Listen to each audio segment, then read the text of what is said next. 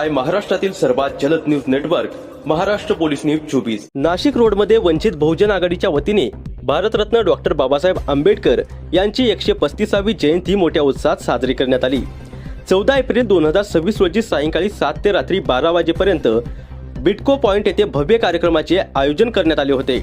यावेळी आकर्षक चित्ररथ, उत्साही वातावरण आणि जय भीमच्या घोषणांनी संपूर्ण परिसर दणाणून गेला होता। कार्यक्रमासाठी उभारण्यात आलेल्या भव्य स्टेजवर विविध सामाजिक कार्यकर्ते, पदाधिकारी आणि मान्यवरांचा फेटा व सन्मानचिन्ह देऊन गौरव करण्यात आला। नाशिक रोडमधील आंबेडकरी चळवळीतील अनेक मान्यवरांनी उपस्थित राहून कार्यक्रमाची शोभा वाढवली।